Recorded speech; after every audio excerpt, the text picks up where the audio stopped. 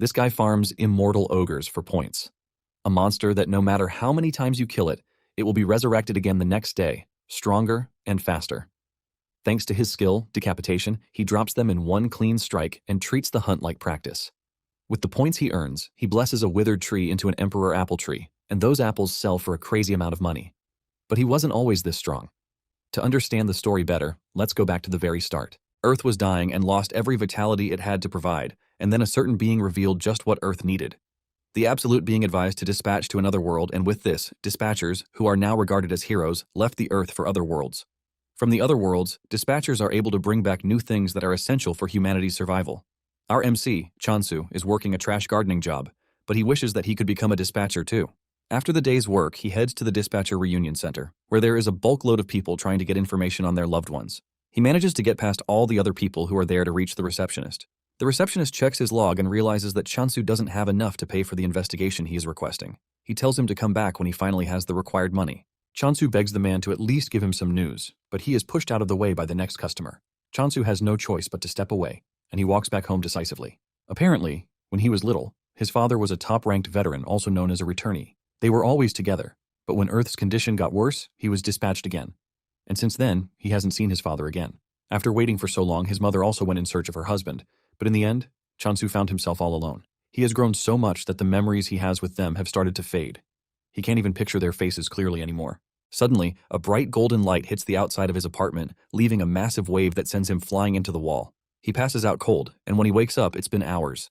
An emergency news alert popped up on his phone, warning about the turbulence and flash caused by a returnee's re-entry. To make the situation worse, an S-rank returnee announces his retirement, shocking everyone. The S-rank dude talks about how he failed to protect the dispatchers who accompanied him. He also could not protect his god, and in the end, he returned alone, a failure. The dude says he can no longer dispatch because he has lost the ability and the qualification to do so. Apparently, the earthquake and the bright light were a result of his re-entry. With a broken voice, the dude announces his retirement, while asking everyone to do their best to protect Earth. This is basically bad news for everyone because Earth's population has grown below 500 million, making it hard to raise high-ranking dispatchers. Chansu cannot believe that the dude failed at his mission, and he is also retiring from it. Just then, he hears a knock on the door, and he wonders who it could be. He stands and he walks to the door, wondering why he is getting a visit because it is very unusual. He opens the door and hears a voice calling him, but he doesn't see anyone standing at the door. Just as he is about to start believing that he is going crazy, the voice directs him to look down. Chansu stares down to see a cute talking bunny holding a tablet device and staring at him. This scares Chansu so hard that he falls on his arse. But the rabbit simply continues with his business, asking him if he is Chansu. The rabbit then tells Chansu to calm his nerves because he brought wonderful news for him. The rabbit smiles, congratulating Chansu on becoming a dispatcher. Chansu is shocked to hear this, forcing him to ask the rabbit again if he knows what he is saying. The rabbit admits that Chansu is probably confused, but he assures him that it doesn't take away the fact that he has been chosen. Since Chansu is acting suspiciously, the rabbit suggests that they move to another location. As they walk through an unfamiliar hallway, the rabbit asks Chansu if he has any special skills, because most people have at least one. Chansu then replies that he is the highest in the trash league, which is why he is not even qualified to be a dispatcher. However, he is pretty good at trimming trees or flowers. The rabbit is shocked to his bones when he hears this, and Chansu is also surprised that the dude approached him without knowing that he is worthless.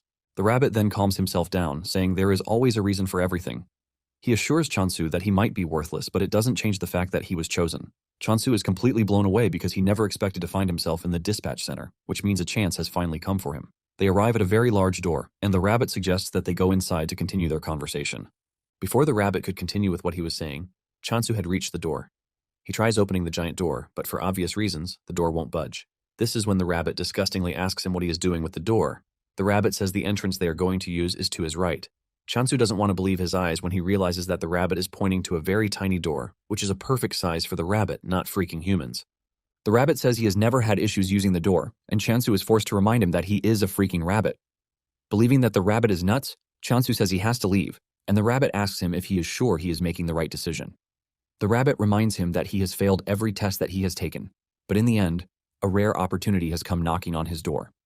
The rabbit asks him if he thinks an opportunity like this will ever come in his lifetime again. The rabbit tries to tell Chansu that he is not trying to coerce him because he is free to leave if that is what he really wants. After hearing this, Chansu has no choice but to crawl through the small passage to follow the rabbit to his bright, tidy office. This is shocking to Chansu because he was expecting a tiny office. The rabbit then tells him that there is a world that is suited just for him. Chansu is confused by this, asking if there is a different world that fits each person.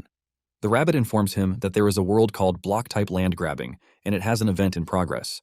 Chansu's eyes light up in shock when he sees this, and the rabbit assumes that he knows about it, but Chansu says it is his first time hearing about it. The rabbit mentions that the world is the most sought after in recent days. Apparently, the world has the unique feature of receiving the divine protection of a god.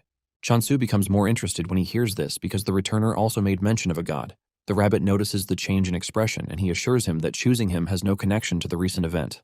Chansu then asks the rabbit what type of god he is talking about, and the rabbit mentions that gods are assigned on a random basis, but since Chansu is his favorite person, he might as well give him the chance to choose what god he wants. The rabbit then brings out 3 cards, asking Chansu if he is ready to choose. Chansu is confused by this because he doesn't even know which of the cards is good or bad. The rabbit reminds him that this opportunity might not come again, and Chansu agrees with him. Remembering his father, Chansu is pissed that he is even hesitating in the first place. Chansu then chooses his card, and a visual representation of the god appears right in front of him, shocking him. This scares the living daylight out of him, and when he stares at the card that he chose, he realizes that it is the god of negation, with a 44% rate. The rabbit urges him not to be a coward because everything he just saw is nothing but a dramatic effect. With his heart almost out of his body, Chansu is forced to ask just what kind of god would require an effect that almost sends him to the afterlife. In addition, Chansu doesn't think the god is the right choice for him because the name alone spells trouble. Chansu gets back on his feet and nervously asks the rabbit if there is a chance that he can draw the cards again. The rabbit assures him that he can, ultimately shocking him. Chansu quickly draws the card, and just like before, he pulls the god of negation again. Chansu is pissed, and he starts assuming that the draws are a scam because there is no way he is getting the same god every single time. The rabbit then tells him that there is nothing wrong with the cards. Chansu is surprised to see the rabbit change his expression, and then he tells him that he has just one last chance to draw a card. He urges Chansu to choose properly this time around. Chansu is frustrated, and he hopes to just pick anything, which is basically not the god of negation. He draws another card, and this time a bright green light appears, and Chansu's face brightens up with hope. This time around he pulled a card, which is the goddess of abundance, but it has a less than 1% probability. He is about to lose interest when he sees a visual representation of the goddess, and boy, she is freaking hot. Even the rabbit can see the practical imagination on Chansu's face. The rabbit smiles, asking Chansu if he would like another chance. This shocks Chansu because the dude literally just told him he was giving him the last chance. Chansu then asks the rabbit what would happen if he decides on the current card, and the rabbit lets him know that he would have to depart immediately. Chansu is shocked to hear this, and the rabbit asks him if there is any reason for him to hesitate. He tells Chansu that he has a rare chance to go from being a dispatcher to becoming a returner. The rabbit starts feeding his head with sweet imaginations of how people will celebrate him for being a hero. The rabbit tells him that being a dispatcher will give him a very good life, which is 10 times better than the one he is currently living. Chansu realizes that the rabbit is actually right because his life is basically worthless in the first place. He makes his decision, and the system informs him that he has been chosen to serve the goddess of abundance. The image of the goddess is shown to him, and it is just what he imagined in his head. Chansu smiles, believing that he would be able to do anything if he were with such a goddess. Chansu then asks the rabbit where he is supposed to go. The rabbit opens a portal, saying it is time for them to go. But just then, he pushes Chansu straight for the portal. Chansu fears, asking the rabbit if it is really safe for him to enter the portal. The rabbit teases him that the portal is beautiful, but to Chansu, he is staring at an obvious death trap. Nonetheless, he has no intentions of backing down, as he plans to become very successful to show his haters that they are trash. While he is busy thinking about how he is going to become successful, the rabbit pushes him into the portal. Just then, a voice scolds the rabbit for directly intervening in the matter when he knows that it is quite forbidden. The rabbit replies that they have no choice because Chansu is the only one who can help. While getting sucked into the portal, Chansu spots the loading screen, and a tip pops up, telling him the percentage signifies the size of the god's faction. This shocks Chansu to his bones because he thought the percentage was a probability, but it turned out to be something worse. Chansu finally makes it to his new world, with the pain that he is just learning about something so crucial. He looks around to see that everywhere is not far from a wasteland. In addition to the goddess not having a faction, he has found himself in a doomed land. Seeing this, tears fall out of his eyes, and he concludes that he is done for. Chansu was expecting an abundant land, but everything he is staring at is nothing but a wasteland. The system window pops up again, welcoming Chansu to the world of digging. It tells Chansu that he is the apostle of the goddess, and he is required to secure as many land rights as possible through digging. Before he starts doing anything, he thinks of looking around first. He figures out that he needs to find the goddess, and he suddenly runs into an old, shabby sickle. He wonders if someone used it and then threw it away. Since he is a gardener, the sickle matches his hand really perfectly. Suddenly, he feels an overwhelming presence behind him, and fear grips him that a monster is about to consume him. Fear creeps through his body when he realizes that he hasn't even met the goddess yet, and a monster is about to make a meal of him. Chansu concludes that death is the last thing he wants at the moment. He decides to threaten the monster by swinging his sickle. He turns around and swings it really hard, only for him to see that there is no monster but a cute hamster staring at him. Chansu crouches to stare at the hamster, and he can clearly see that it doesn't harbor any sense of hostility toward him.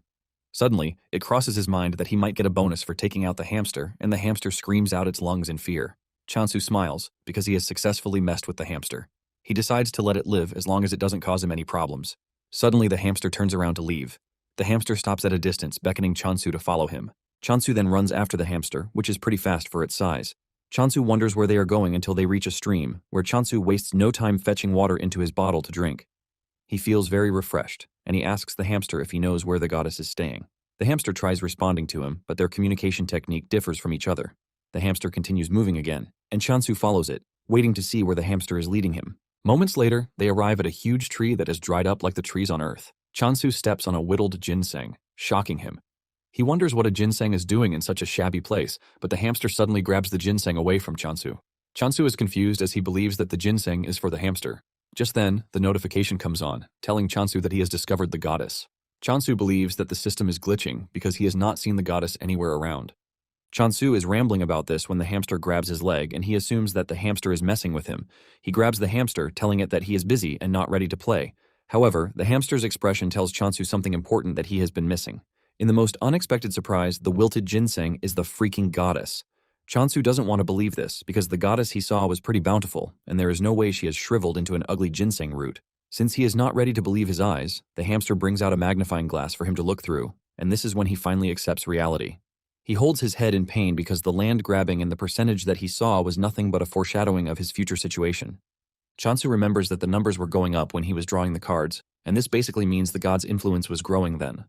Chansu cannot believe that the god of negation was actually a good card, and it was hard to believe since it was coming up pretty often. Chansu wonders if the goddess shriveled away because her influence went down completely. Chansu stares at the goddess, wondering why she is not waking up. He starts to fear that he has completely killed the goddess when he steps on her, but the hamster just stares at him like some really dumb dude. It then dawns on Chansu that he might get the goddess to wake up if he gives her some water. He pours water on her, and surprisingly, a bright green effect emerges from the ginseng's body. This tells Chansu that the water is working, and he proceeds to give her some more water. He drowns the goddess in water, ultimately restoring the goddess's sense. The goddess almost drowns in the water, and she starts wishing Chansu would stop before it is too late. The goddess finally comes to life, and Chansu celebrates his aggressive CPR skills. The hamster is also glad that its master is back to life. Just then, Chansu bows to the goddess, offering his greetings and telling her that he is her apostle. The goddess manages to sit up to look at her apostle. Chansu is totally confused about what to do until the Windows notification pops up, telling him that he can become stronger by using his skills. Chansu is surprised because he didn't know that there were skills readily available for him. He sees one of the skills, which is the goddess's blessing, and even though there is no description of what the skill does, Chansu assumes that it is for making crops beautiful. Just then, he applies it, and he realizes that the blessing is called decapitation. This shocks Chansu, since decapitation basically means cutting off a head. He doesn't want to imagine himself cutting heads around just to live an abundant life. However, he concludes that there is no way the goddess of abundance would grant him such a violent skill.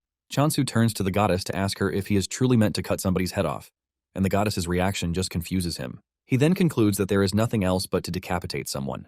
Chansu starts thinking about the several things that this might entail, and then it suddenly dawns on him that the hamster might be ripe for decapitation. The hamster is busy celebrating the revival of the goddess, not knowing that Chansu is staring at him with the most evil eyes ever.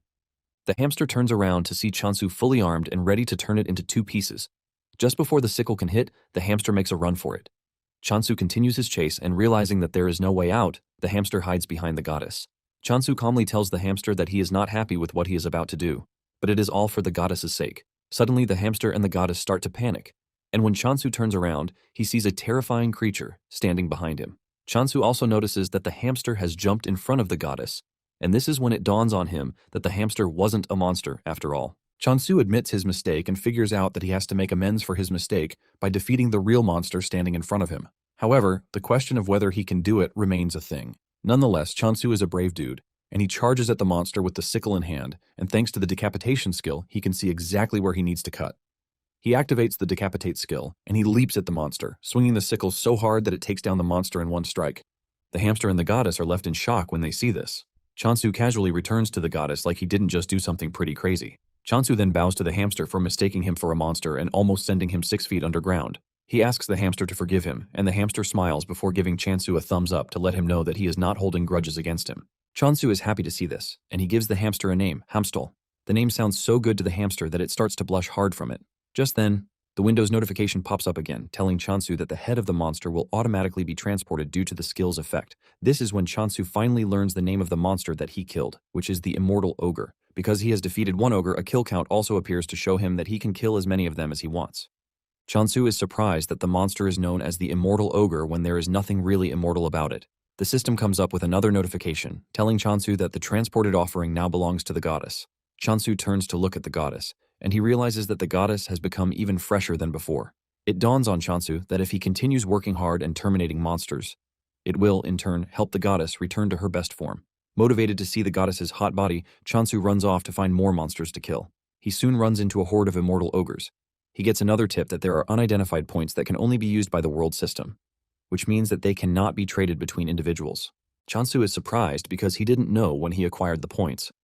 Nonetheless, it is a good thing for him, and he figures out that getting rid of the ogres is the next thing on his list. Chansu is glad that he can wield the decapitation skill because it makes killing the ogres easy for him. Chansu dashes toward the ogres, activating the decapitation skill, and he cuts them down with just one swing. Another tip pops on, telling him that he can acquire points by killing monsters. Chansu sees this as a go-ahead to kill as many monsters as he can because the system just gave him the go-ahead. Chansu has defeated 4 immortal ogres already, and he thinks of killing about 100 just for the feel of it. After defeating the first wave of monsters, Hamstall celebrates on Chansu's shoulder as if he were the one who defeated the monsters. Chansu then asks why the monster is called an immortal ogre when they die too easily for something that should be eternal. Since no one can answer his question yet, he figures out that he will get the answer to his question if he continues defeating the monsters. Chansu returns to the tree to find the goddess looking even more beautiful than before. Chansu smiles because the effect is coming in faster than he even thought. He is excited to see the goddess return to her original form. The goddess then points to the huge tree, leaving Chansu confused about what he is supposed to do. It then dawns on him that the goddess is asking to be lifted into the tree. Chansu helps the goddess up, but the goddess beckons to him. The system then tells him that he can use the Blessing of Abundance, but every skill consumes points. Chansu touches the tree and activates the Blessing of Abundance. He pours all of his skill points into it, and with the help of the skill, he makes the tree bountiful again. By the time he is done, he is surprised to see that the tree is an apple tree, and there are apples hanging everywhere. He plucks one of the apples that looks really giant. Even though he has not seen an apple before, something tells him that it shouldn't be that big. Even though he is tempted to munch on the apple, he decides to offer the first harvest to the goddess. The goddess accepts the fruit, and to his shock, the goddess absorbs the apple in seconds. This leaves Chansu questioning the possibility of what he just witnessed. He realizes that the goddess is quite powerful and figures out that getting on the goddess's bad side is not a good thing for him. Chansu leaps onto the tree to fetch a bunch of apples so that he and Hamstall can both eat. Chansu figures out that he has to be pretty strong because the goddess he serves is not one to joke around with. Chansu munches on the apple, and he is surprised at just how delicious it is. While he is quietly enjoying his apple breakfast, the goddess, on the other hand, is wondering how Chansu is able to defeat several monsters in a single day. In addition to this, he was able to bring such a giant tree to life in just a day. A cold feeling runs through the goddess's body as she starts to wonder where such a monstrous boy like Chansu emerged from. Taking a deep dive into Abundance's backstory, she was in charge of food, and she was a force to reckon with because of the high-quality agricultural products that she offers. However, when the god of corruption started absorbing other factions, Abundance had no choice but to run away because corruption's power was getting too massive. To survive, Abundance abandoned her trade and resorted to hunting monsters, but her forces were unfit for combat. Because of this, they could not win a single battle, and as a last resort they modified their skill to make something else. However, this didn't guarantee Abundance's survival. Basically, the decapitating skill that Chansu thinks is for cutting off monsters' heads is actually a skill to help Abundance's subordinates bring back the heads of dead animals or monsters. Because her subordinates were bad at combat, they could only do their best. Just by staring at Chansu, the goddess is crippled with fear because he is completely different from what she envisioned. She wonders why Chansu chose her, but nonetheless she comes to the conclusion that Chansu now belongs to her. Chansu is trying to get another apple fruit when the goddess clings to his leg, and this scares Chansu, who believes that the goddess is trying to absorb him. But the goddess is only trying to hug him to thank him for everything so far. Later on, the goddess falls asleep, and Chansu lays her on the altar to sleep, but a loud thunder strikes out of nowhere. Chansu fears that this will wake the goddess, but to his surprise, the goddess remains fast asleep. Just then, Chansu realizes that apples alone won't sustain him. And at that moment, the system informs him that the delivery event is now in progress. Chansu is surprised to see that something like this exists. However, to make a delivery, he has to be able to contact those back on Earth. However, he notices that Hamstel is also tired, and he lays him beside the goddess. He even covers the two with leaves to serve as a blanket. Meanwhile, at the Reincarnation Trading Company, Hasujin, the Apostle of Reincarnation, bursts into her boss's office to scold him for giving him more work, even though she is already busy as it is. It turns out that they have gotten the order to deliver apples. The order also states that there is no money involved, which means that they are going to barter apples in return for goods. Hasujin screams at her boss, asking if she did something wrong, and he decides to punish her with this trash of a job, but her boss says no. Her boss tells her that the business trip to get the apples is actually good for her because she won't have to work, and this will serve as a break for her. Her boss tells her that staying at the office means more work for her, and he urges her to use the trip to clear her head a bit. Hasujin argues with him, saying there is no one else to send on the trip, which is why he is sending her. Her boss chuckles nervously because she might be right with her deduction. Her boss urges her to get a move on because she might just discover something lucky on the trip. He waves her goodbye, hoping that something good comes out of the trip. Hasujin checks out the order logs and realizes that there are a bunch of deliveries that she has to do, and she hopes that it is worth it, or else there is going to be a big problem. Meanwhile, Chansu has been gathering apples in preparation for delivery. While Chansu is gathering the apples, Hamstel is having a field day with them. Chansu soon finds him munching on the apples, and he grabs him, telling him to stop messing around with the apples. He tells him that the apples are for trading because they will be meeting with someone later in the day. Since the delivery person will be coming a long way, Chansu figures out that acting all cool on the first day will leave a good impression on whoever the person is. According to the information he got when signing the delivery event, he found out that the world is truly divided into blocks, and the Block Territory Conquest Grand Summon event is in progress. Even though it appears as a regular land, there is a wall at the edge, and to move to another block, a movement ticket is needed. Chansu figures out that there is really nothing around him, and it would take him a whole week to reach the nearest village. Chansu is glad that the delivery only takes 2 days. Even though it is quite fast, Chansu doesn't care as long as he gets his sleeping bags pretty fast. In addition, he ordered a cushion for the goddess to sleep on. Chansu is aiming to raise the goddess's affection to the maximum to make sure he doesn't get on her bad side. Chansu also notices that the immortal ogres have been showing up on their own since the day before, which is a good thing for him. He has finally figured out in the name that the immortal is more or less a reviving term. Nonetheless, Chansu doesn't care, as long as he gets to terminate as many of them as he can, while farming for points. While battling it out with the monsters, he almost gets crushed from behind, but he manages to dodge. This is when it dawns on him that the monsters have gotten slightly faster. He assumes that the monsters grow stronger just like skills do. Even with this, Chansu feels no danger coming from them whatsoever. While taking out the monsters, Hasujin is watching from the sky, and she has the same reaction as everyone who has witnessed Chansu take on the monsters. All she sees is a crazy, overpowered dude who has monsters for breakfast. Apparently, the immortal ogre was once considered the main hunting target for most dispatchers because it provided more points than regular monsters. However, no matter how many times it was killed, it always resurrected the next day, stronger than before. Even if the dispatcher moved their block, it would continue coming after them, which makes it the most persistent monster. In addition to this, it usually leaves a curse on its target, giving it the chance to wear them down until they eventually collapse. In the end, it became a creature that everyone avoids. That same creature is what Chansu is cutting down like tissue. Hasujin starts wondering if Chansu is so reckless that he doesn't even care about the monster's retaliation. Hasujin also notices that Chansu is not even purifying the defeated monsters. With everything she has seen, she assumes that Chansu is a swordsmaster. But then, she wonders why a swordsmaster would be picking apples out of all the things that he can pick. Hasujin concludes that Chansu is not a smart swordsmaster, but to avoid his wrath, she believes that it would be best to deal with him in the most gentle way possible. After taking down the horde of immortal ogres, Chansu realizes that he has gained a ton of points and that it is increasing exponentially too. Because of the blessing, an apple now costs 1,000 points. Chansu figures out that hitting 100 is not going to be a problem for him. He had been wondering why there was a shrine in the region in the first place, but it appears to be a jackpot for him. Just then, Hasujin approaches him, and she humbly bows to him. She introduces herself, revealing that she is from the trading company and that she has come with Chansu's delivery. Chansu excitedly shakes Hasujin's hands, saying he is actually impressed that she managed to find the block on her first try. Deep down, Hasujin is scared because Chansu is a powerful dude, and she has to be very careful not to get on his bad side. Just then, she spots the hamster, and this catches her attention because he looks so squishy that she wants to hug him. Chansu notices the eagerness on her face, and he asks her if she is feeling unwell, but she replies that she is feeling good. Unknown to Chansu, Hasujin is just eager to touch the hamster. Chansu then tells Hasujin to follow him so he can lead her to where the apples are. Upon arriving there, the smell of the apples alone catches her attention, and she is forced to say this out. Chansu agrees with her, saying the apples grew really well. Hasujin cannot believe that the large tree standing in front of her is an apple tree. Chansu plucks one of the apples, and he asks Hasujin if she would be willing to eat the apple. Hasujin collects the apples, and the massive sizes of the apples shock her. However, she is not expecting anything great because when a fruit gets too big, the sweetness suffers a backlash. She expects to be disappointed, but the moment she bites out of it, she is sent into a state of unimaginable tastefulness. Hasujin realizes that the apple is quite sweet, and the acidity is also balanced out. She figures out that the apple would sell for nothing less than 100,000 gold because of how sweet it is. Hasujin then asks Chansu to confirm if he placed a 2,000 gold price tag on the apples, and Chansu says yes. Hasujin lets Chansu know that the price he placed on the apple is quite absurd, and Chansu thinks she is saying the apples are too expensive. Chansu nervously asks the lady how much she would be willing to buy the apples. Hasujin shocks Chansu when she tells him that he should be getting at least 20,000 gold per apple. Chansu almost loses his mind when Hasujin reveals that it could even get over 30,000 if he supplies them to a department store. Chansu cannot believe his ears.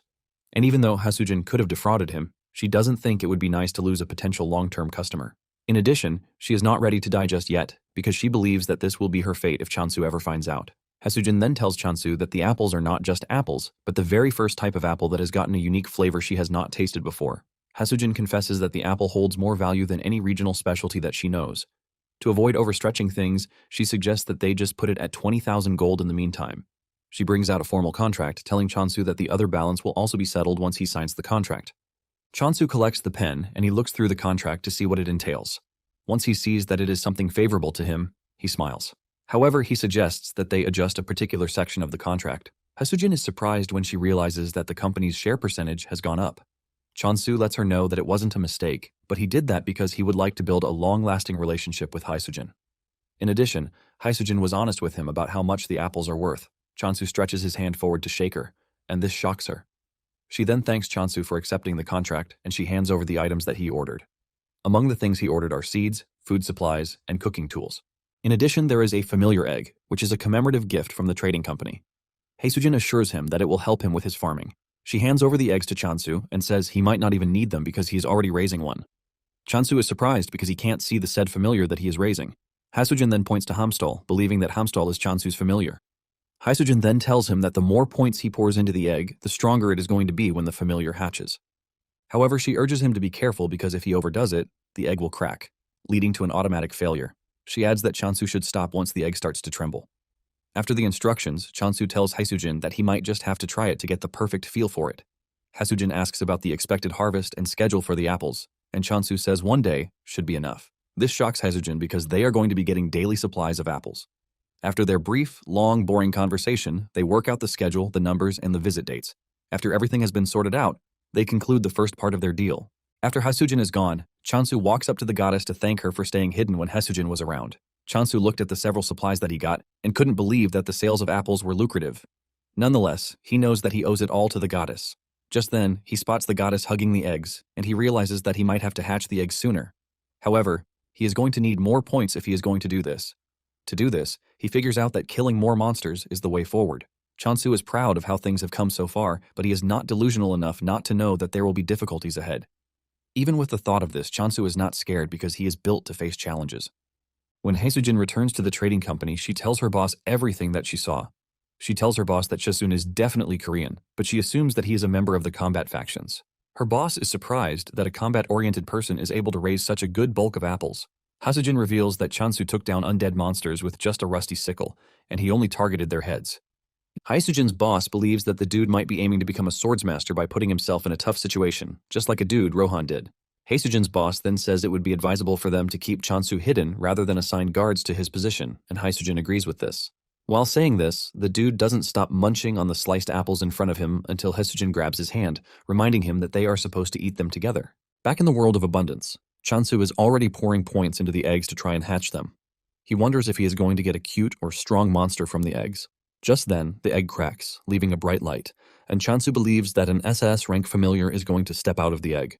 Chansu's entire smile fades away when he sees a chick popping out of the egg. He cannot believe that all the hype was just for a big chicken when he was hoping to get a worker. He starts wondering what to do with the chick, and the first thing his mind goes to is to raise the chick to eat it. However, he is hesitant because he cannot just cook and eat a chick that he poured 120,000 points into. Because he is trying not to get too attached, he decides to give it the name Ari. Just when he is trying to get familiar with the Ari, the other egg starts to hatch too. Just like before, Chansu is hyped, as he believes that this will come out to be a worker. However, his face crashes in disappointment when a pig emerges from the egg, and Chansu wastes no time giving the pig the name Doji. Chansu is extremely disappointed, leaving him to wonder why he is getting only ingredients. He was told that he was going to get a familiar, but at this point, he thinks he has been scammed. Just then, Ari and Doji walk up to the goddess to greet her, and the goddess urges the two to forgive her for failing to protect them to the very end. The two also apologize for not being able to serve their goddess the way they should have served her. The goddess appreciates their honesty, but tells them that there is something they need to be careful of, and this is her apostle. She tells the two that Chansu doesn't know that they are her retainers, and he might just sell them off if they prove to be useless to him. To make it worse, he might even eat them, and the two can feel the scary aura coming from Chansu, which makes the goddess's claim valid. The goddess urges the two to be on their best behavior until Chansu is able to obtain the communication skill. The two agree with the goddess, saying it would be better for them to just observe as it is. The next morning, Chansu heads out as usual, and his main targets are the undead monsters. Doji and Ari wake up early in the morning to hear commotion everywhere. The sleep disappears from their eyes when they see Chansu running about, cutting down undead monsters. This is when it finally dawns on the two that Chansu is pretty dangerous, and the goddess was not joking when she told them to be on their best behavior. Ari tells Doji that Chansu was staring at them in the weirdest way, and Doji panics when he remembers this. Just as he finishes taking out the undead monsters, Ari and Doji appear with a towel on their head. They praise Chansu for the hard work and tell him to clean up with the towel. The two have seen Chansu in action, and they have finally understood what the goddess told them about being useful. Chansu thanks the two for being thoughtful, and after cleaning up, he offers them an apple. Doji rushes toward the plate while Ari is trying to act like he is not a glutton. Chansu is happy to feed the two because he once heard that grape-fed pork always tastes better. Ari tries to stop Doji from eating so he won't grow into Chansu's desired flavor. However, Ari also gets drawn in by the flavor of the apple because of the amount of points that Chansu poured into it. Nonetheless, he manages to control himself. Chansu then offers him grains and he jumps on the grains without wasting time. To him, he is making the right decision because he is never going to grow into fried chicken like Doji. After this, Chansu moves over to farming. He has Doji dig the ground, while Ari plants the black bean seeds. Chansu then covers the ground and gives the seeds water before adding the blessing of abundance. In no time, Chansu has a farm with healthy plants covering it. Chansu holds one of the seeds in his hands, and the moment Ari spots the seed, he locks in on it. He rushes toward Chansu, but he hides the seed, telling him that the first harvest must be given to the goddess. Chansu gives the goddess the seed as usual, and she absorbs it in the most weird way, just like she always does. Chansu then tells Ari and Doji that it is time they eat because they are going to plant potatoes later. Unlike before, Ari consumes as much food as Doji. The two end up looking like inflated balloons, and Ari believes that he is done for because he couldn't hold back his hunger. On the other hand, Chansu is just happy that the two are eating well, and this serves as a motivation for him to plant more crops that they are going to enjoy. Just then, his mind crosses the apples, and he hopes that they are selling well on the market. At the store, Hasujin's boss notices that the apples are the only items left for sale. A lot of people have gathered, but none of them are ready to buy, which is expected. He had even decorated the apple and packaged it well to make it more pleasing, but people don't think a single apple is worth 200,000 gold. He is left scratching his head in frustration because he has no idea how to convince people that the apple is actually delicious. He is pretty sure that everyone will change their minds after just a bite, but the problem is getting them to have a bite. Suddenly, he hears someone purchasing the apples. He rushes to the attendant to ask him what just happened, and the attendant reveals that all of the apples are sold out. He doesn't want to believe this, since there was still a bulk load of it some minutes ago.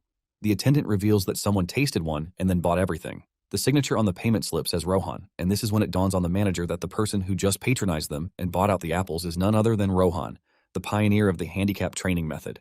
Rohan is also known as the unrivaled swordsmaster, which makes him a big deal, and the manager admits that they have struck gold. This ends up making the news big time, and everyone believes that the apples are what Rohan ate to become a swordsmaster. Heisujin's boss, Ryuwu, starts getting calls from everywhere. Everyone wants a box or 100 boxes of the miracle apple. A week after Chansu arrived in the abundance world, he admits that he has been living life greatly. He has potatoes with him, and he is ready to cook. While cooking the tasty potatoes, Doji is already holding his leg to let him know that he is interested. Chansu simply reveals that he is not making the potato for him because he just finished eating his own meal. Nonetheless, he still gives him some to eat. Moments later, Hasujin shows up, and she is surprised to see that all of Chansu's familiars have hatched.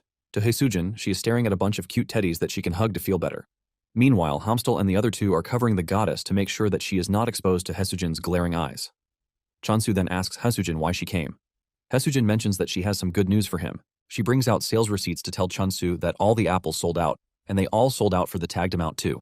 Chansu holds his head in shock and amazement because everything went off in just 2 days. Hasujin tells him that the most unbelievable part of everything is that everyone now wants a taste of the apple. Chansu is blown away because he never saw apple as something that would command so much money. He remembers that apples were usually sold for less than 1,000 gold. Because he's getting 30% of the profits, Chansu realizes that he is going to make at least 60,000 gold per apple. With a simple calculation, he realizes that he would have gained 3 million in one day if he managed to sell 50 apples. Chansu's mind blows out of the roof when he realizes that an annual profit of 1 billion is coming his way. Chansu is glad that he is on the right trajectory, and he believes that with this, he might be able to find a clue about his parents. Chansu tells Hasujin that he is not a mood killer, but he asks her how long she thinks the hype over the Emperor apples will last. Chansu knows that the apples are currently popular, but he also knows that there is no way they will continue selling for that huge amount in the future. Hasujin then assures Chansu that she understands his concern, but lets him know that 100 apples a day to a target audience of 1 million means they will still be in business for 27 years. Chansu is shocked to hear this, and he assumes that it is an overestimation. Hasujin then tells Chansu that he has nothing to worry about. Hasujin then asks him if he has thought about increasing his apple production. Chasun smiles nervously, saying he has grown other crops too, and it will be nice if she tastes them. He assures her that they are as tasty as the apples. Hasujin's eyes light up like a goblin when she hears this. Chansu then tells her to sit tight while he serves her potatoes first. Hasujin takes a bite out of the potatoes and she melts in sheer joy at how sweet they are. She starts imagining all the good things that will come out of the potato if managed right. Just then, Chansu shows up with pancakes and fries. Hasujin shed tears as she consumed the food in front of her. She mentions that the potato fries can be considered a main dish instead of a side dish. Chansu then finishes the combo with roasted sweet potatoes. The moment he serves this, Doji and Ari go crazy, demanding that he give them too. Chansu then suggests that they all eat together. Chansu notices that Ari is looking skinny, and there is one explanation for this. It is basically because Doji has been stealing Ari's food, preventing him from eating properly. Hamstal jumps on the table to eat with Hasujin, and Chansu asks Hasujin for her thoughts on the potatoes because he plans on selling them too. Hasujin thanks Chansu for the delicious meal, and then asks if there is a way he can grow the crops and also increase apple production. Chansu replies that it would be difficult, since he is going to need more points. At the same time, Chansu doesn't think it would be wise for him to use all of his points on farming. Hasujin lets Chansu know that his efforts are appreciated, but she urges him to focus more on apples. Hasujin mentions that all of the apostles are Korean, and the culture of the world is built on this. Hasujin says the food is amazing, but lets Chansu know that it is hard to charge a premium price for crops alone. Hasujin says the crops won't be as profitable as apples even if people start to demand them. Hasujin goes on her knees, begging Chansu to consider apple production as his primary assignment. Realizing that there is no changing her mind, Chansu asks her if 100 apples a day will be enough, and her eyes light up when she hears this. She thanks Chansu for reconsidering and putting her suggestion into the books. The next day, Chansu steps out to hunt monsters as usual. Doji asks Ari if it is important that they follow Chansu every time he steps out, and Ari screams at Doji, telling him that they are the only ones who can keep watch, because Hamstal is basically useless. Unknown to them, Chansu is actually wondering why the two keep following him everywhere, and he assumes that they are combat-type familiars. Chansu doesn't think there is any way actual familiars will be pretty useless to the point that the only thing they can offer is to eat. His conviction soon goes down the drain when he sees the two getting chased down by an undead monster. Chansu blames himself for thinking the two are worth the hype he was giving them in the first place. Just then, Doji trips, giving the undead monster the chance to close down on him. Chansu tries to reach him, but the distance is just too much for him. Chansu tries getting the monster's attention by screaming, but even this doesn't work. Chansu swings his sickle, but even this proves to be useless because the range is short. Suddenly, the monster dies, shocking Chansu because he knows that the sickle didn't reach the monster. Just then it dawns on him that the skill might have been upgraded, and the skill range has increased. Chansu tries it out by staying at a distance and swinging the sickle at the monsters. With just one strike, he takes out multiple targets and the window pops up, alerting him about the newly obtained range of the skill.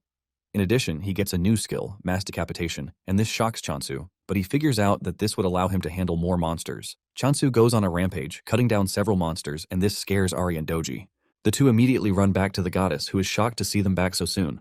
Ari tells the goddess that Chansu might have gotten stronger, but at the same time, obtaining the communication skill is also important. The goddess then urges her retainers to calm down because she never granted such a skill. Doji then tells the goddess that the name of the new skill is mass decapitation, and this name itself shocks the goddess. Fear crept through her body as she thought about this because it was her first time hearing it. Even the goddess has no idea what type of person Chansu is at this point. She assumes that he is a grim reaper sent from hell. Just then, the goddess tells the two that she might actually have an idea of what is happening.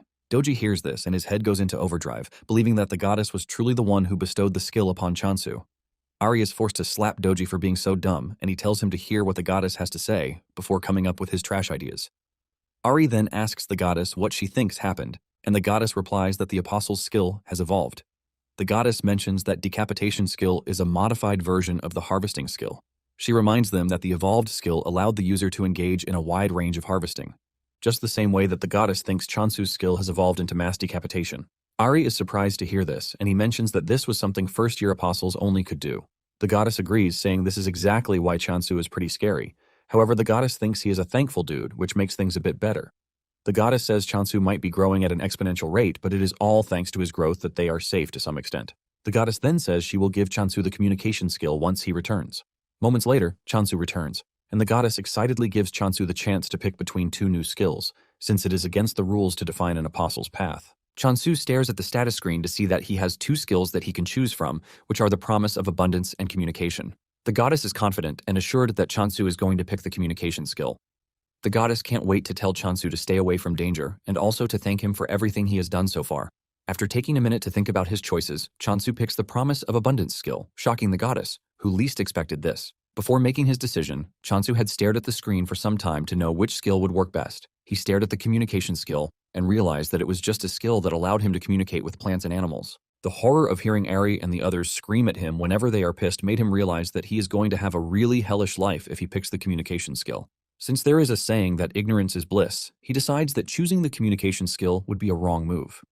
This is why he went for the Promise of Abundance instead. And the moment he picked the Promise of Abundance skill, he realized that everyone is pretty gloomy. He now has two skills on the board, but just like before, there is no description for the skill. Chansu then picks out an apple with the intention of giving it to the goddess as a first offering. But to his surprise, the goddess turns her back to him, and she starts to cry. On the status screen, Chansu learns that depending on how he uses his skill, the points will return accordingly. Chansu wonders why the goddess is rejecting the apple that he gave her. In an attempt to cheer everyone up, he pinches Hamstel's cheek, and this cheers the hamster up a bit. He also rubs Doji's belly to tickle him, but to his surprise, the points are not coming back. Just when he is thinking of what might be wrong, Haisujin shows up in a hurry, telling him that he has to claim the block and defend it. This shocks Chansu, forcing him to ask if someone is planning to attack them. Haisujin says there is the possibility of this because the Emperor Apple has gained much popularity. Due to this, they are forced to limit the purchase of the apple to one per person, and even with this, over 5,000 people have made reservations already. The numbers shock Chansu, and Haisujin adds that the people who reserved say they don't even care when the apple arrives, as long as they get it at some point. It is natural that, because of how popular the apple is, there will be raiders who will start targeting the apples and the block. To make things worse, Chansu's block is outside the authority zone, which means there is no protection against crimes. Haisujin wishes that they had some kind of backing because it would have completely changed the game. Chansu thinks deeply about this and realizes that the only backing he has is the goddess. Chansu figures out that if he loses, it is going to be the end for the goddess and the entire region. Haisujin tells him that the first step in curbing this is to claim the block and install a secure gate. Chansu agrees to this, and he says capturing the surrounding blocks to set up a disguised base will put them closer to Haisujin. Haisujin sees this as a really great idea because once they occupy the block and build a door, they won't have to deal with movement restrictions. Chansu then asks why the reservations increased out of nowhere, because it definitely isn't normal. Haisujin tells him that the whole block is going crazy because of the effects of the Emperor Apple. Chansu is confused about the said effects, and Haisujin mentions that there have been claims that the apple is a cure for all. This shocks Chansu, who doesn't think the apple is even capable of everything they are claiming it does. Even Haisujin believes everything, but Chansu doesn't think much about it because it is just an apple. Meanwhile, an annoying journalist is following Rohan as he enters the hospital, and he has his camera ready. Rohan visits his friend Yunsu, who is a grand alchemist. Rohan tells Yunsu that he brought a get-well gift for him, and the gift is nothing but a box of Emperor apples. Yunsu is surprised that Rohan brought the apples for him because he has heard the rumors too. Yunsu takes a bite from it and explodes in pleasure, saying the nutrition and flavor are maxed out. Unsu expresses his shock and starts asking questions about the apple, but Rohan reminds him that he is not a cuisine expert. While Yunsu is slowly eating the apples, Rohan, who brought them as a gift, is munching on them like crazy. Unsu stares at the apple and says there is no way to get this level of perfection out of an apple, even if fertilizer is used. Unsu screams out in horror when he realizes that his friend is eating the apple alongside him and Rohan urges him to eat fast instead. Yunsu proudly tells Rohan that he doesn't care because he can easily call the Sunhwan department store and just order his own box of apples. Yunsu's hope is ultimately shattered when he learns that he might be an important person, but this doesn't mean much because the store is already overloaded with reservations. Yunsu tries to get them to sell to him by offering triple the price, but even this doesn't work. While the two are having fun, the reporter is busy taking pictures of them. In no time, an article is released stating that it was the Emperor Apple that helped Yunsu get out of the hospital.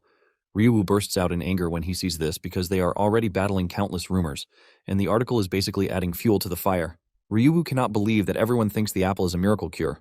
Back in Abundance, Chansu tells the goddess that he needs to step out for a bit to take over the surrounding blocks. Chansu tells Doji and Ari that they will be in charge of protecting the goddess. The goddess is shocked that Chansu is stepping out to claim territories, and she assumes that it is because he just got a new skill, which is not even a combat skill. The goddess grabs his leg to prevent him from leaving because it is dangerous. Since Chansu can't understand the goddess, He assumes that the goddess is holding on to him because she now needs protein. Chansu smiles, asking if beef will be fine with them. Chansu excitedly heads into the storage room to get the frozen beef that he ordered earlier. Chansu is excited because it is basically the first real meat that he has gotten his hands on. Back on Earth, he only feasted on lab-grown meat. Chansu excitedly puts on the stove and he starts grilling the meat. He admits that the smell is definitely on a different level from the cultured meat he has always eaten. Doji is already excited to eat the meat, but Chansu tells him that the meat is for the goddess. Even Ari is disappointed because Doji just ate, and he is already eager to jump on grilled meat. All while he is preparing the meat, the goddess looks absolutely mad, and Chansu believes that she is just hungry. Moments later, he finishes the meat and hands it over to the goddess, but to his surprise, the goddess trashes the delicious-looking meat. This shocks Chansu, who thinks the meat is spoiled, which is why the goddess threw it on the ground. Chansu takes out a part of it to try it to see if it is good, and he concludes that it is sweet. However, he believes that something is missing because it doesn't have the shock value of when he first had the apple. He assumes that this is the reason the goddess didn't eat either. Unknown to him, the goddess is crying so that he wouldn't go. But sadly, he can't hear her since he foolishly ignored the communication skill.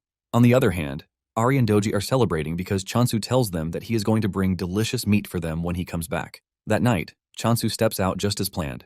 And while Ari and Doji are sleeping like logs of wood, the goddess stays awake, totally worried. Chansu arrives at the edge of the block, and the system asks him if he wants to move to the next block. Chansu then accepts the option, and he finds himself in the next block, but everywhere is pitch black. He uses the lantern to gain some visibility, and he realizes that he is in a jungle, which is completely different from where he was before. Suddenly, a swarm of flying monsters dashes toward his location, and because they are too small, Chansu makes a run for it. They are so small that he can't even target their necks, and he figures out that running back to where he came from is his best option. Suddenly, the undead monsters cross over from the other block. Chansu is shocked to see them, but before he can make a violent move, he realizes that the monsters are on his side. Since he can't hear them, he doesn't know that the undead monsters are ready to protect him from other monsters because they believe that they are the only ones who have the right to kill Chansu. To make sure that they can uphold this, they are ready to protect him. The undead monsters then head straight for the bugs to start wiping them out, giving Chansu the chance to retreat back into his own block. Just then, the system informs him that he has earned bonus points from defeating evolved monsters. This shocks Chansu because he is basically earning points from the monsters that the immortal monsters defeated. Chansu smiles evilly because he has somewhat hit a goldmine of points. He realizes that this changes everything because he is gaining points, and his customers are also increasing. The undead monsters that he was once running from are now bonuses to him. Back at the department store, Heisujin complains about the number of calls and orders that they have gotten. Ryuhu confesses that they have been allowing the rumors to fly for so long, but he doesn't think they can allow it to spiral any further. To curb the entire problem, he tells Heisujin that any mention of the Emperor Apple is strictly forbidden. He says there will be no more response to inquiries or interviews. He suggests that they greet all questions with silence and indifference. Heisujin thinks this might not be feasible because it is going to be total chaos. Ryuhu argues, saying they can't let out a word again even if they are threatened. Just as he mentions this, a sword appears on his neck, making his joke turn into reality. A voice appears from behind, apologizing for startling them. Ryuwu turns around to see that the person who held a sword to his neck is the swordsmaster, Rohan. Ryuwu is crippled with fear, and he asks Rohan why he has come to the office. Rohan says he has talked to Ryuwu's boss already, but he didn't give him the answer that he wanted. However, he hopes that Ryuwu will be more cooperative. Rohan then drops the big question, asking Ryuwu who is responsible for growing the Emperor Apple. In addition to this, he wants to know where the said person is. Ryuwu immediately runs behind Heisujin, telling her to explain things to the scary Rohan. Heisujin is shocked that Ryuwu is hiding behind her when he is the senior and should be the one explaining things. Ryuwu frantically tells Heisujin that he never thought Rohan would bring a real sword to a civilized talk. Heisujin is ultimately disappointed, and she finally understands the saying that bosses are trash. Even though she is scared, Heisujin stands her ground, telling Rohan that the company doesn't joke with their clients' information. The moment Rohan hears this, he pulls out his sword and the two almost faint from fear. Surprisingly, Rohan drops the sword on the floor instead of ripping them apart with it. Rohan then tells the two that he doesn't need them because he is just going to find the farmer by instinct. After saying this, he turns around to leave, shocking Ryuwu and Heisujin. Heisujin has no idea what is happening, and he asks Ryuwu what the dude meant by instinct. Ryuwu reveals that swordmasters usually have instincts that are far better than those of a regular person. He tells Heisujin that he once heard that Rohan solved many problems in the past using his instinct only. Heisujin is blown away by this, leaving her to wonder if what Rohan just said is possible. 2 days later, Chansu was waiting for the arrival of Rohan because Heisujin had already gave him the heads up. He wonders why Rohan has not shown up at his doorstep even after 2 days. Suddenly, he gets the notification that someone has entered the block. Without a doubt, he figures out that it has to be Rohan. He stands by the door, waiting for him to enter any minute, but to his surprise, no one enters. He assumes that there is a glitch in the system since all visitors are expected to enter through the gate. He checks through the system again, and he figures out that it is not a glitch. He decides to check out the surroundings just in case, and suddenly he is hit with a big surprise. Chansu watches as Rohan tears down a section of the barrier with nothing but his sword. Just the sight of Rohan sends chills down his spine, and Rohan walks up to him, asking him if he is the apple cultivator. Chansu tries to hide his nervousness by welcoming Rohan the best way he can. Rohan goes straight to the point, telling Chansu that he is there to buy apples. Chansu is shocked by the sudden request, and he asks him how many apples he plans to buy.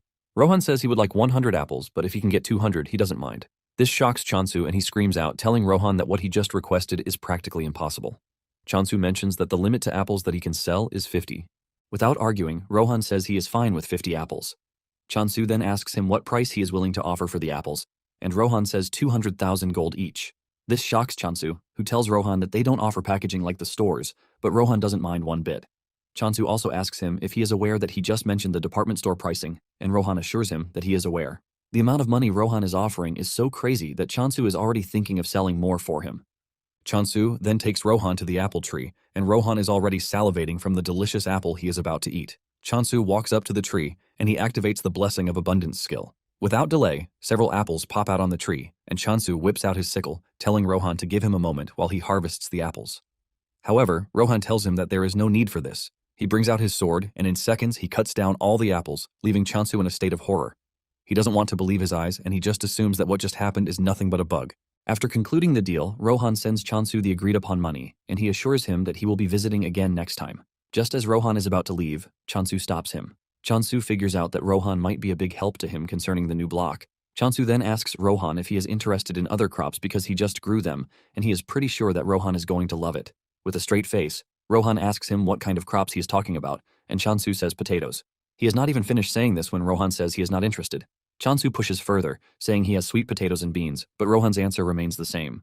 After denying all of his requests, Rohan says he is going to leave. Realizing that Rohan is integral to his plan, Chansu makes a desperate move to tell Rohan that he is going to give him more apples than what they agreed upon. Chansu can sense that Rohan is not a bad person, even if he appears to be strange and wild. Chansu then tells Rohan that he needs to take over another block if he is going to continue with the steady supply of apples. To do this, he tells Rohan that he is going to need his help, and in return, he will pay him with apples. Chansu is wondering if his plan will work when Rohan walks up to him, telling him that he has agreed to the offer. Without wasting time, Rohan heads to the new block, with Chansu running after him just to keep up. Chansu is surprised that Rohan is heading to the block immediately, and he starts wondering just how strong the dude can be. Chansu notices that the ground is wet with a strange liquid, which is very different from his own block. Chansu is staring at his dirty shoes when a monster appears behind him. Before the monster can make a meal of him, Rohan drags him off, telling him to stay behind him because hanging around is dangerous. Chansu cannot believe that Rohan is using the word dangerous when he is the one who is the dangerous one. Chansu is surprised that he almost got eaten by a monster disguised as a plant. Chansu then tells Rohan that he doesn't need to do too much, since he will be the one managing the block in the end. Chansu wants to get rid of the monsters by himself. He activates decapitation and he starts cutting down the monsters like they are nothing. After he is done, he activates the Blessing of Abundance. Meanwhile, Hasujin has entered the block, and she is moving around when she hears Chansu call her name. She looks down to check on Chansu with a bright smile on his face, but the smile disappears when he sees Rohan with Chansu, working on a plant. Hasujin rushes down to ask Chansu what is happening, and Chansu says that since he is planning on taking on the surrounding blocks, he decided to plant his foot in the area. Hasujin screams at him that she doesn't care about what he is doing, but she is more interested in why Rohan is with him. Chansu then explains his current predicament to her. Apparently, when they first arrived on the land, Rohan tells Chansu that he would like to taste the apples grown on the new land. Chansu nervously tells Rohan that there is no land there because it is all filled with puddles. The moment Rohan hears this, he whips out his sword and swings it really hard to clear a large portion of the land. He clears the grass, turning it into a space where Chansu can plant seeds. Chansu is gripped with shock when he sees this, and he wastes no time planting the seed. He then casts the Blessing of Abundance on it, and this is what they were doing when Hasujin showed up. The seed that Chansu just planted has grown into a big apple tree with bright leaves. Hasujin is surprised, but she mentions that the apple smells really weird, and Chansu agrees with her. He says this is because of the environment. Apparently, the apples have double the aroma and flavor, and depending on the point of infusion, the taste changes. Chansu then confesses that he is still experimenting with it. Chansu plucks one of the apples and hands it over to Hasujin, asking her if she is willing to have a taste, but the girl refuses, saying she will pass. Hasujin then spots the plant monsters on the ground, and she calls them ostrich tails. Chansu is surprised because this is the first time he will hear of it. Basically, the monster takes a liking to an ostrich's habits, and it is said to be active only at night, which makes it extremely hard to catch. Hasujin checks out the monster, and she confesses that the conditions look really great. He takes some of its blood into a test tube and then asks Chansu if he was the one who hunted the ostrich tails. Chansu replies that it was all him, assuring Hasujin that Rohan wasn't involved. Chansu asks Hasujin if there is a problem with this, and Hasujin suddenly grabs him, asking him if he is willing to sell them. Apparently, the ostrich tails are said to sell for a high price. Scared of the zombie-like lady, Chansu agrees that he is going to sell them. Hasujin raises her hand in the sky, celebrating like she just won the lottery. Hasujin stares at Chansu like he is the most handsome man on the planet. Hasujin can't wrap her head around the fact that Chansu is skilled in both farming and combat. In addition to this, he even has a swordmaster by his side. Hasujin cannot hide the fact that meeting Chansu is a blessing to her. Hasujin is dreaming about several products that she might still get the opportunity to sell when Chansu calls her name. Hasujin is pissed that he ruined her imagination, and she asks him if he wants anything from her. Chansu reminds her that he ordered some things, and Hasujin looks into the bag to start bringing out all the things that Chansu ordered, like pest control plant seeds. There is also a building construction kit with her. In no time, Chansu builds a portable home for adventurers, and he also plants the pest-repelling seeds in the area. This leaves Hasujin shocked because she didn't know that Chansu has the ability to also grow plants in a short duration of time. Hasujin continues wondering just what kind of person Chansu is. Soon afterward, he purchases the new block, leaving the goddess and her retainer rejoicing like babies. Chansu is also happy because he has finally become a landowner. Apparently, a single block usually consists of 100 ownership units, and once all are acquired, the faction gains possession. Chansu is exceptionally happy because back on Earth, he could barely acquire a single room. In addition to this, purchasing the land comes with a bunch of new features, and the most important one is the block's trait assignment feature. Chansu gets a tip from the system, telling him that the traits assignable to a block depend on the apostle's god or the block's nature. Chansu is happy to hear this because the feature fits perfectly with the goddess's nature. The system asks him to choose a trait to assign to the block, and his options are growth and death. Since growth sounds better than death, he thinks of choosing growth. In addition, he believes that this will help with the goddess's growth too. Chansu applies the growth trait, but things don't look entirely different from what they look like. Chansu concludes that there is no notable difference because it is still on stage 1. He checks out the status window to see that the growth trait affects basically everything. Chansu is smiling until he realizes that there is an option for spawned monster growth there. Chansu almost faints from the fear creeping through his body when he sees this. This basically means the trait has its bad and good attributes. One of the bad attributes is that the undead monsters have partaken in it too. Even though they have grown, Chansu is relieved that they are still manageable. Chansu heads out as usual to take on monsters, and he easily takes them down as usual. He is glad because the undead monsters growing stronger also means more points for him. Suddenly, Rohan appears behind him, shocking him because he didn't even sense his presence. Chansu figures out that Rohan has come to see him because his apple is already finished. Rohan wonders what Chansu meant by already, and Chansu reminds him that it has not even been a week since he got the last batch. Chansu concludes that Rohan is just going to die from eating too many apples. Chansu then asks him how many apples he needs, and he replies that he wants 120, but if he can get more, he won't mind. Chansu then tells Rohan that he would have to adjust the flavor because of the change in environment. He says Rohan will taste one for free. Unknown to Chansu, the goddess and her retainers are gathered under the apple tree. He is shocked when he gets there to find them playing around. The group almost sinks into the ground when they spot Rohan, since he looks pretty dangerous. Suddenly, Rohan swings his sword, and Chansu believes that he is aiming for the group. He dives to protect them, but in the end, Rohan was just aiming for the apples. Chansu believes that Rohan has not sensed the presence of the goddess, since he called them familiars. Just then, Rohan says he can sense the growth trait on the block, and because of this, he would like to stay and train, but he assures Chansu that he is going to pay. Chansu becomes interested when he hears that Rohan is willing to pay, and he asks him how much he is offering. Rohan smiles while telling him the amount of money he is ready to throw out. This sends Chansu into a state of ecstasy, and he immediately shakes Rohan's hand, welcoming him as his esteemed customer. Rohan asks him if he thinks his request is possible, and Chansu says yes. However, he wants to know if the environment will not be torn in half, and Rohan assures him that it won't. Chansu also asks if things will suddenly explode out of nowhere, but Rohan assures him that he has nothing to worry about. Chansu then tells Rohan that he doesn't have the power to manufacture monsters, since he doesn't even have lots of points to spare. Rohan lets him know that he doesn't need his help to sort out monsters because all he needs is a space in the corner. Chansu is surprised to hear that this is all Rohan needs. Chansu has no issues with this, but he tells Rohan that there is something else he wants aside from money. Chansu lets out his heart, saying he would like Rohan to be his guard. Since the world they are living in is prone to being in danger every time, Chansu thinks it would be better for Rohan to protect. After all, Rohan is one of the best swordsmen out there. Rohan replies that he will consider Chansu's offer if he can enhance the growth effect.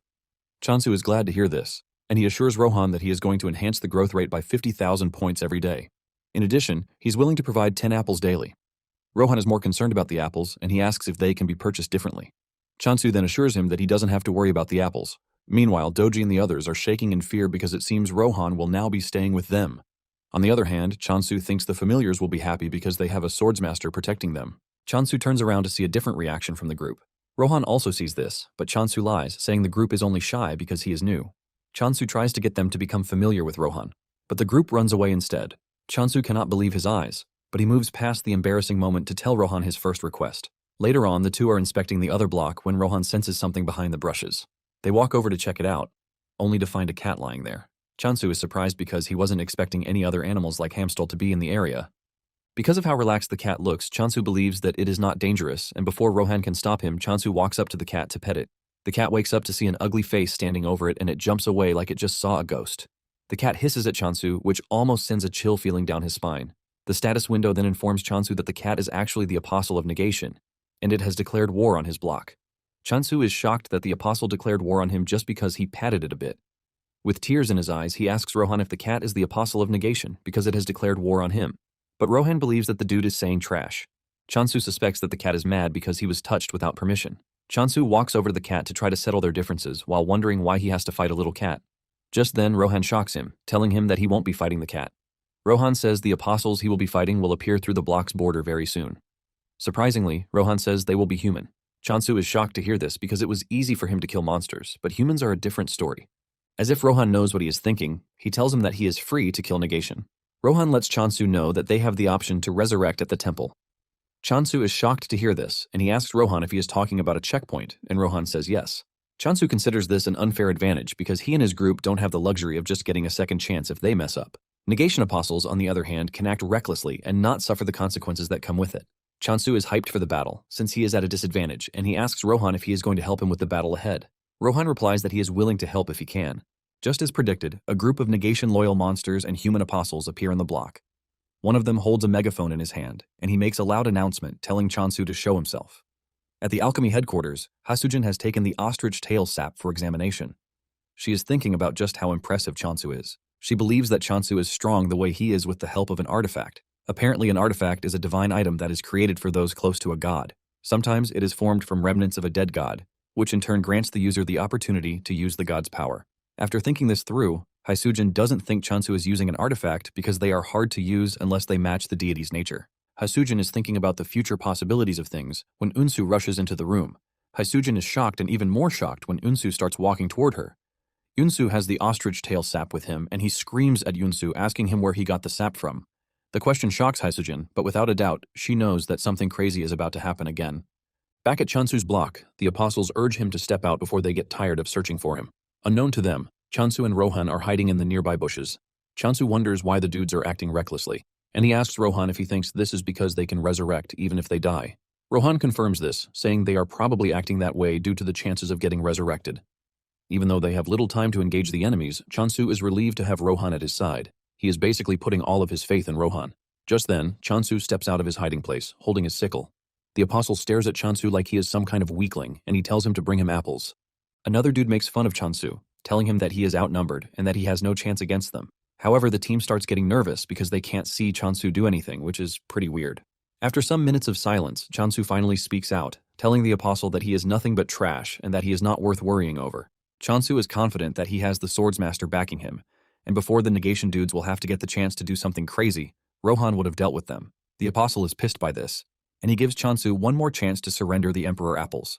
Chansu retorts, telling him to head to the department store if he really wants to eat apples. The apostle is overtaken with rage because of Chansu's big mouth, and he asks him if he can handle the consequences of his arrogance. Chansu further breaks the dude's ego by telling him to go ask his mother all the trash questions he is asking him. Chansu's words hit the dude at the spot where he wants, and he angrily tells his subordinates to kill Chansu. At the alchemy office, Unsu is pestering Hasujin about where she got the sap. Hasujin feels like telling him, but she mentions that customers' information is confidential. Unsu then tells her that he only asked because of the labor fee. Unsu comes clean, saying the ostrich tail sap that Hasujin brought has a higher purity percentage than the regular ones, which is always hard to maintain their purity level. Unsu brings out a contract sheet and hands it over to Hasujin, asking her if she can continue supplying them with the sap. Hasujin replies that she might have to ask the cultivator first, and Unsu suggests that they sign a provisional contract. Unsu is happy to hear this, and he lets Hasujin know that whoever is responsible for the sap will always be welcome to the alchemy department. Back to the standoff between Chansu and the negation apostles, the lead apostle notices that Chansu is pretty calm for someone who is outnumbered. He wonders why Chansu is so confident, and on the other hand, Chansu is thinking of how he is going to take down the skeletons approaching him. As the skeletons rush toward him, Chansu activates the mass decapitation skill, and he wipes out the entire skeleton team in one fell swoop. The apostle is surprised to see his subordinates flying in the air like they are feathers. Chansu piles on the misery by telling the apostle that his subordinates are quite weak. Chansu stands above the bones, asking the apostle if he is ready to surrender. However, the apostle is not about to lose to some derated farmer. The apostle brings out an orb, and using the orb, he summons a giant monster called Heracles. Heracles looks absolutely terrifying with a lion's head attached to his left shoulder. Instead of running off in fear, Chansu still finds a way to trash-talk the apostle, telling him that he is very bad at giving names. The apostle laughs at Chansu, telling him that he is about to regret his actions because Heracles is a weapon worth lots of money. The apostle then orders Heracles to go after Chansu. Heracles swings his giant punch, but he easily dodges it. Before Heracles can make another move, Chansu swings his sickle at him and sends him to the heavens in just one strike. Heracles crashes to the ground, shocking the apostle, who was already boasting of how strong Heracles is. The apostle cries in pain, saying Heracles is a monster he has been putting together for the past 10 years, and Chansu took it down, like it's nothing. The apostle then turns to his subordinate, Soye, a fourth-generation apostle, to scold her for not joining the fight.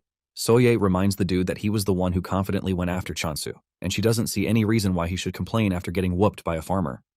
Soye tells the dude that she's willing to get her hands dirty, but she will be getting extra fees. After all, her role was to guide the way, and nothing else.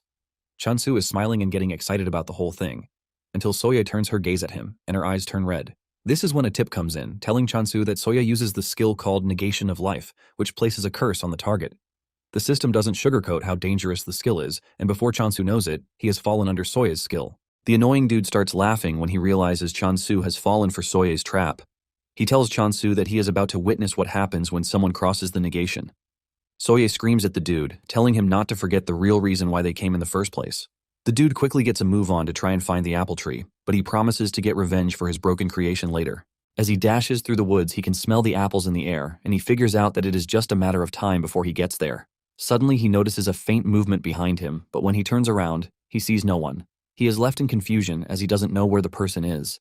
Suddenly, Rohan appears above him, and thanks to Rohan being a popular swordmaster, the dude recognizes him. However, this doesn't do him much help as Rohan cuts him down.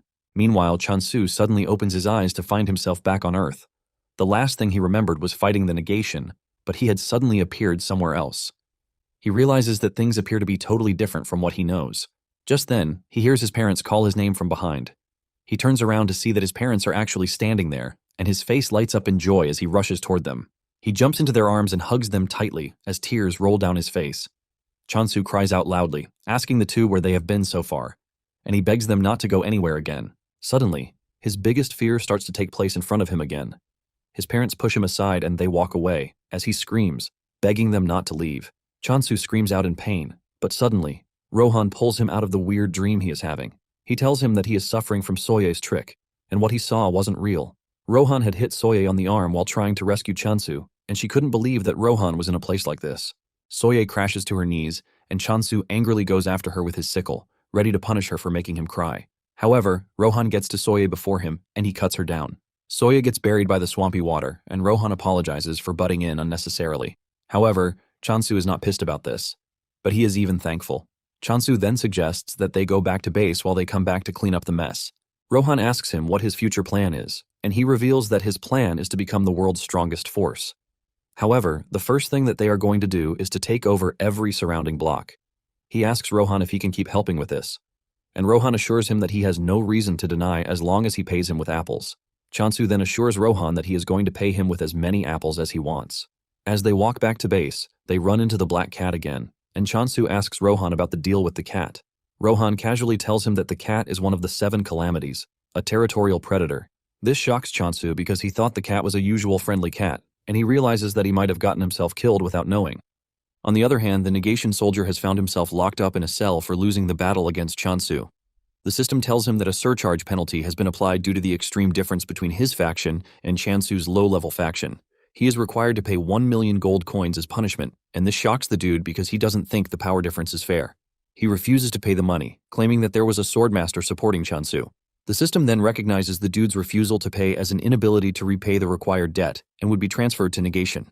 The dude sees this, and he freaks out, urging the system to come back because he is now ready to pay. Just then, he is dragged out of his cell by the undead monsters, and to make his situation worse, a scary negation apostle, Danha, shows up. She tells the dude to carefully explain what happened if he doesn't want to suffer a fate worse than death. The dude tells Danha that he found the cultivation site for the Emperor's apple. Danha believes that the dude is lying to save his own skin, but he swears it, saying Rohan was the one who disrupted his plans. Danha still doesn't want to believe this because she is well aware that the reparations wouldn't have been set too high if Rohan had fought alongside Chansu. The dude continues telling Danha that he is telling the truth. He mentions that Soye was defeated too, and this comes as a surprise to Danha. Danha then stands up from where she is sitting and she walks toward the dude. The dude almost loses his little manly ego as the scary lady walks up to him.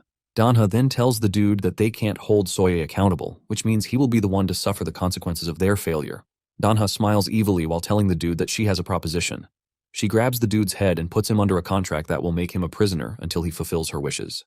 She tells the dude to head to the cultivation site and start working on it. The dude argues that this is impossible, but Danha threatens to turn him into an undead if he doesn't cooperate. She lets him know that the only way he is getting out of this mess is to find a way to infiltrate the apple cultivation site. On the other hand, Chansu is still freaking out when he hears that the black cat is one of the 7 calamities. Chansu asks Rohan if they are going to be fine, and he lets him know that they would be dead already if the cat wanted them gone. Chansu then asks what would happen if the cat actually wanted to do something bad, and Rohan lets him know that the cat would simply devour their territorial rights. Chansu panics when he hears this because he doesn't even think territorial rights are something that can be eaten. Chansu rushes to check the system, and he realizes that it can actually be eaten, but he is glad that the cat has not decided to eat it yet. Chansu then demands to know why the cat is there, and Rohan reveals that the cat is there for catnip. This leaves Chansu surprised again because the monster is not a real cat, which begs the question of why it is going after catnip.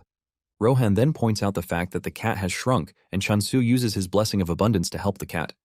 The cat rolls around on its back, urging Chansu to touch it, and when he does, he realizes that it is different from touching Hamstol because the cat is big and fluffy. Nonetheless, Rohan doesn't want to get carried away because he knows the cat is pretty dangerous and might easily end him if it wants to. Just then, it dawns on Chansu that the cat has been with them for a while, and it would be nice if it had a name. After so much deliberation on what to name the cat, Chansu finally settles for Night Sky. The cat stares at Chansu, demanding to know why he picked Night Sky, and Chansu mentions the cat's attributes that made him choose the name. Suddenly, Chansu gets the notification that he has won the war and he has been given a compensation of 1 billion.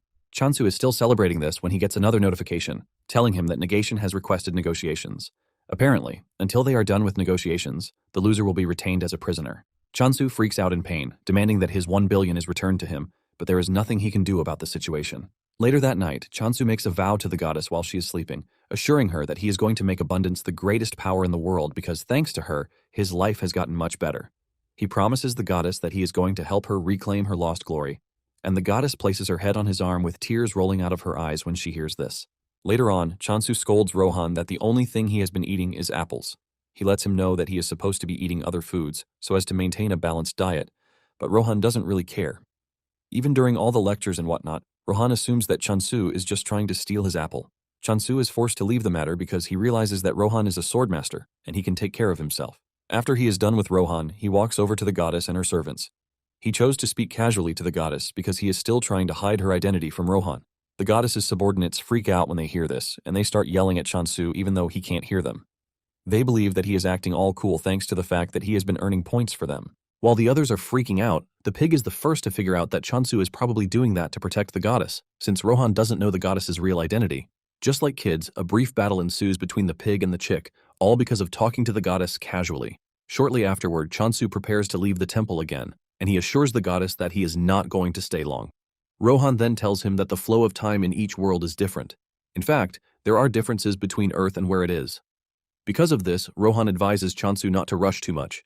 Just when he is about to leave, Chansu tells Hamstol that he can come with him because he has gotten a pouch specifically designed to hold him. Hamstol excitedly jumps into the pouch as he joins Chansu on a journey to expand the territory. Thankfully, Chansu has placed a door on the exits for easy access, and with this, he has no need for a travel pass. He steps through the door to find Hasujin already waiting for him.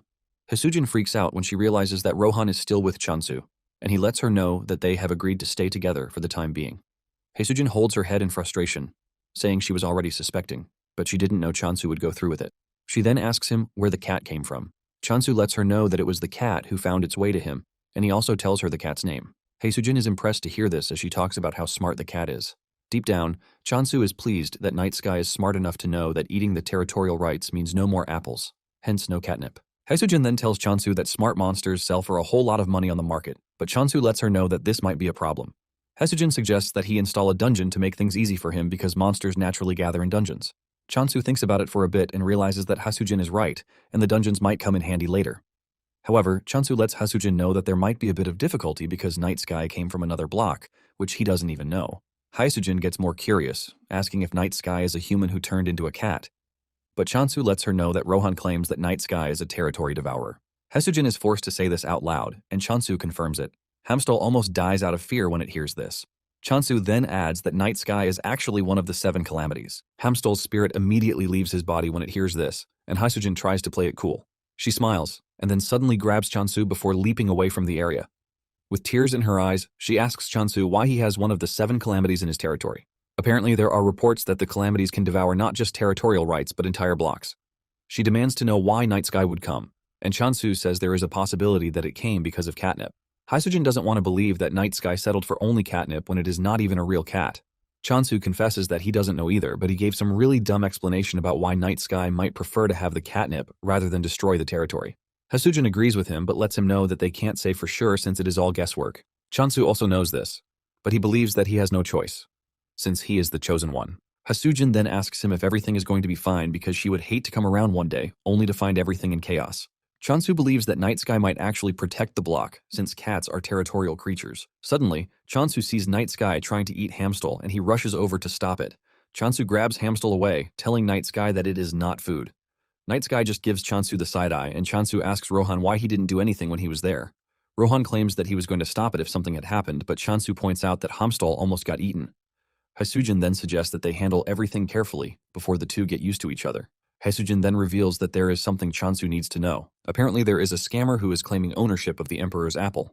Chansu doesn't really take this seriously, and Haesujin lets him know that the dude is claiming that he is the Apostle of Abundance, which means he has a right to the apple. Chansu is shocked when he hears this, and Haesujin adds that the dude brought an apple to prove he's an apostle, but it turned out to be a knockoff. In fact, he brought a fake contract, but everything has been cleared out. Just then, Haesujin notices that Chansu is acting weird, and she asks him what the problem is. Chansu is pissed to find out that there is another apostle aside from him, and he hasn't shown up from the start. To make it worse, he is now claiming ownership, calling himself the Apostle of Abundance. With a stern voice, Chansu tells Haesujin that they need to find the dude.